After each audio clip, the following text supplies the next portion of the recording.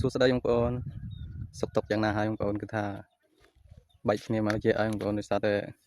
រវល់ពេកបងប្អូនគឺមានបងប្អូនណាខ្លះដែលធ្លាប់ដាក់សតូចណាបងប្អូនគឺដាក់សតូចអត់ដែរធ្វើខ្លួនឯងទេគឺទិញគេរហូតគឺខ្ញុំហ្នឹងឯងបងប្អូនគឺថាអត់ដែរបានធ្វើខ្លួនឯងទេគឺថាទិញពេលដែលធ្វើខ្លួនឯងមិនដឹងថាគឺពិបាកបងប្អូនអត់ពិបាកអីទេត្រង់ថាយើងអត់ចេះហ្នឹងគឺថាឈឺចង្កេះឈឺខ្នងហើយដៃអីហ្នឹងគឺថាទៅលួតដល់ហើយបងប្អូនដោយសារតែយើងទាញចងផ្លែទាញអញ្ចឹងណាបងប្អូនគឺយើងបច្ចេកខ្សែចងនងគឺថាខ្ញុំធ្វើ2ថ្ងៃបងប្អូន2ថ្ងៃបានសតូចទៅបាននងទេដោយសារតែយើងអត់ចេះធ្វើណាបងប្អូនគឺថាធ្វើយឺតមែនទែនហើយធ្លាប់តែដាក់ស្រេច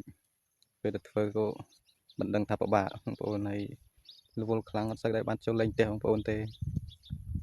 ការធ្វើវីដេអូក៏អត់សូវបានធ្វើដែរបងប្អូនដោយសារតែយើងធ្វើសតូចធ្វើអីហ្នឹងវាក្នុងផ្ទះ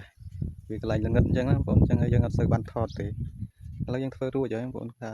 200ផ្លែហ្នឹងគឺ2ថ្ងៃដែរហើយនេះជាសតូចរបស់យើងណាបងប្អូនគឺថា200ផ្លែដឹងឯណៃទេបងប្អូនអើយធ្វើខ្លីផងវែងផងគឺថាចេញពីទឹកដៃពិតៗណាបងប្អូនគឺលើកទី1សតហើយបងប្អូនមើលទៅបច្ចេកខ្សែទៅដឹងហើយមានវែងមានខ្លីហើយធម្មតាទេបងប្អូនអ្វីក៏ដោយដែលយើងឲ្យទៅថាយើងមិនចេះហ្នឹងគឺថា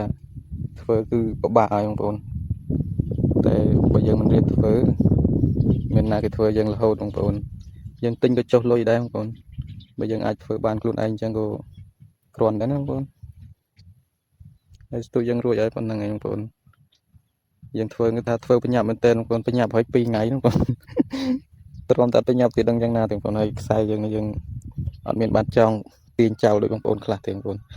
អូនខ្លះគឺមុននឹងគាត់ធ្វើហ្នឹងគាត់ទាញចោលទុកមួយយប់អីណាបងប្អូនគឺខ្សែនងនេះដើម្បីវាតឹងសាច់តែសម្រាប់ខ្ញុំគឺថាអត់បានទាញទេបងប្អូនគឺយើងចងយកតែម្ដងណាបងប្អូនពេលរួចរាល់ហើយចាំយើងចងចោលបងប្អូនយើងរីលើកគោកចោលសិនណាបងប្អូនទាញខ្សែតឹងដើម្បីយើងរូតកមួនបងប្អូនយើង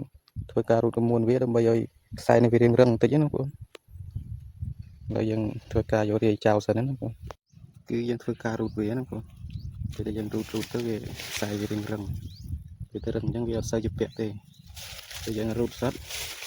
ខ្សែវាហើយអាចជ្រាយទុនវាលមូណាបងប្អូនអញ្ចឹងទៅវាងាយនឹងជាពាក់ឥឡូវយើងរាយរួចហើយបងប្អូន200ផ្លែនេះគឺថាខ្សែវែងមែនទែនបងប្អូនគឺវែងពាន់ពេងឆ្ងាយណាបងប្អូនគឺ200ផ្លែទេបងប្អូនហើយការរូតកមួនរបស់យើងនេះក៏មិនដឹងថា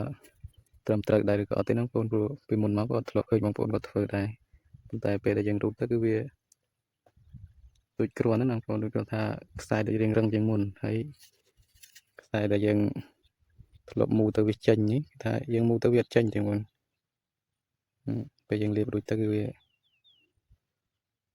ដូចរៀងហាប់ជាងមុនអញ្ចឹងណាបងប្អូនចឹងវីដេអូយើងក៏មានតែប៉ុណ្្នឹងដែរបងប្អូនជម្រាបលាបងប្អូនសុខសប្បាយជួបគ្នានៅវីដេអូក្រោយទៀតណាបងប្អូន